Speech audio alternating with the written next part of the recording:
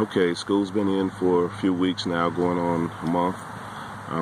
Teachers are starting to get an idea of kind of what things are going to be, what the students are like, who's serious, who's not. Some students have started to fall behind in their class and their assignments, and we've kind of figured out the culture of the classroom.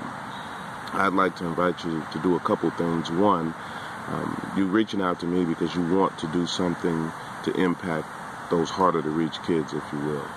And so I want to just kind of brainstorm and put some ideas out here that, might be helpful to you. And of course, I'm coming from it from my personality and my comfort zone. So I need you to just kind of think about it and adjust. And of course, you're working with some different kids than what, I typically am involved with. So again, some of these things that I'm talking about might be things that you have to kind of take into account, some of the context around where you are and what you deal with.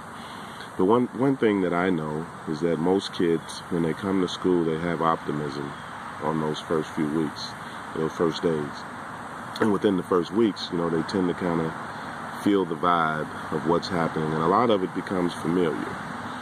I would say that, as you start to identify students who, on one hand, are particularly influential, but on the other side, are struggling in the classroom, it doesn't hurt to make a genuine effort for them to feel early that you're making a genuine effort. And with the genuine effort, I'm saying, sometimes just because you say it in a nice tone, they don't feel it.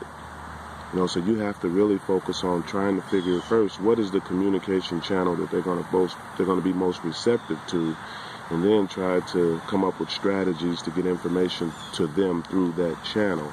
Now, of course, we think in terms of social media and some of those things, but actually, I'm talking more, as the guy in the hallway type of person where a relationship can form, because you have a short period of time, you're dealing with a whole lot of kids. So if you can get on a channel or a page where the young person can connect to you as quick as possible, there's a better chance that you guys are going to have positive interaction, particularly when there's times when you have to be the disciplinarian or when things get a little tough. But, paying some attention to how those kids communicate early can pay dividends in the long run. So, as a tip, I would suggest that you go take a look at anything you can find on process communication. This is a methodology that helps people not only recognize personality patterns, but predict the stress sequences up to the minute.